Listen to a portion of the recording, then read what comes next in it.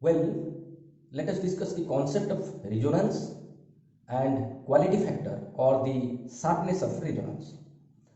What is actually resonance? Resonance is a case where the natural frequency of vibration of the vibrating body, it matches with the frequency of external periodic force. And external periodic force where you are giving, it is the case of a forced vibrating system. In forced vibration oscillations only where the system is triggered by external periodic force, that is the case we have discussed in forced vibration. In that case, resonance is generally found. Now, what happens if you see to the amplitude expression for the forced vibrations? How the amplitude expression goes? That is A equal to A by M upon square root of omega square minus p square whole square plus 4 beta square p square. That is the expression for amplitude when we are discussing the case of forced vibrations. Now, when can this amplitude of forced vibration goes to maximum? That is when the denominator within square root omega square plus p square whole square 4 beta square p square, that term will be minimum. That is as per the condition of maxima and minima condition, that if the denominator goes to 0, then the amplitude term has to be maximum. So therefore, now if you differentiate the denominator with respect to p, it is because p is the independent parameter, that is the frequency of the external periodic force which you are changing. So therefore, if you differentiate with respect to p, that is the frequency, with the enter the denominator and set equal to 0, that will be the condition for maximum minima, so that our amplitude expression will be maximum.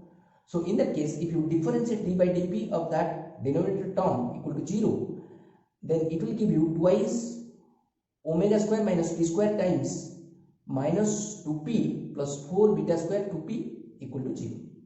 And if you rearrange this one, it will give you omega square minus p square which equal to twice beta square.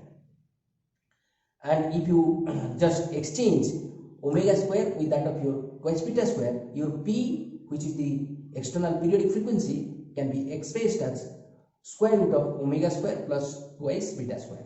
And if you take out omega common, it will give you omega times within square root 1 plus twice beta square by omega square. And this term we say as omega subscript r, which is the resonant frequency corresponding to angular terms. And therefore, the corresponding frequency which we say resonant frequency f of r can be written as omega subscript r by 2 pi.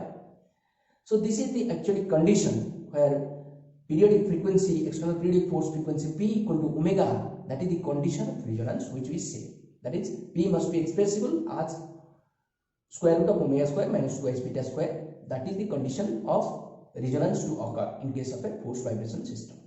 Now, what happens to the amplitude at resonance if you use the condition, that is p which equal to square root of omega square minus twice beta square? You will have to substitute in the denominator wherever your expression for p is there. So therefore, amplitude at resonance, if you write a subscript r, can be written as a by m in the denominator, omega square minus, in place of p square I can substitute that omega square minus twice beta square, and again if you simplify, it will give you a by m within square root of 4 beta fourth plus 4 beta square omega square minus 8 beta fourth. So again, if you simplify it little bit using the concept, that is condition of resonance, which can again be written as p square plus beta square equal to omega square minus beta square. That same condition we can write, that is p square plus beta square equal to omega square minus beta square. So if you use that one in place of within the square root of omega square minus beta square, the final amplitude expression at resonance can be written as a by m within square root twice beta square root of p square plus beta square.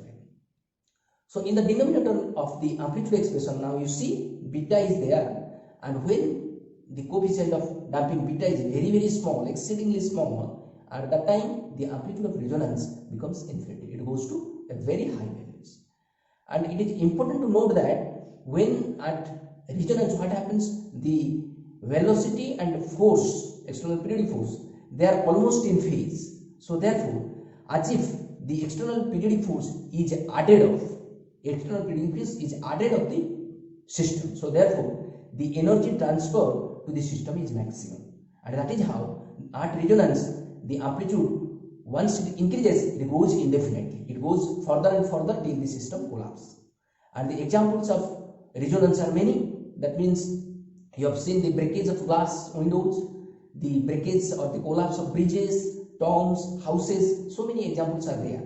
And if you recall that the case of a breakage of a bridge nicely been represented, and also regarding defense, there the troops are strictly asked not to march when they are crossing over bridge. It is because if they march fast over the bridges, then there is every chances that their march fast frequency which they are making, supposing like 1 2 1 1 2 1, if they are making like this march fast, there is every chances that the bridge frequency and the march fast frequency will match, and in that case the amplitude of the bridge under vibration will go indefinitely and that bridge will collapse. That is why the troops are strictly asked not to march when they are crossing over the bridges. Now coming to the sharpness of resonance, that is the ratio of fall of amplitude on either side of the resonant frequency, as you see in the diagram with respect to the driving system. Now if you see to the diagram, in the diagram I have picked up 1 2 3 4 curves, and these 4 curves we can describe in respect with that of 3 things. One is damping, increasing damping, the second is reducing quality factors, and the third one is again increasing bandwidth. If you see to the curve 1 and curve 4, curve 1 is having the minimum damping factors. So the least damping factor is curve 1, highest damping factor with curve 4. The best quality factor is adhered to curve 1 and the least quality factor is adhered to curve 4. Similarly, the bandwidth is the minimum in case of your curve 1 and a maximum in case of curve 4. So therefore, to the second picture, if you see, if you compare these two curves, that is in terms of curve A and curve B, we have shown here A with A1, A2, A3 and a B with B1, B2, B3. Here A2, A3 are the half power points we have taken. Half power points, you know, where the half of the maximum power correspond to that frequency. At that particular frequency, half of the maximum power is transferred, and this half power points is very, very important for electronics and telecommunication engineers, as because you know that when we discuss the case of Bessel functions, most of the informations, means the signal frequency, is carried near these half power points. That means near the sideband frequency, and sideband frequency is nothing but the half power points. Now here the half power points we have chosen for A2, A3. These are the omega 1 and omega 2. Now if you carefully see the A1, A2, that amplitude change when you are changing from A1 to A2, how much frequency you are changing from the resonant frequency.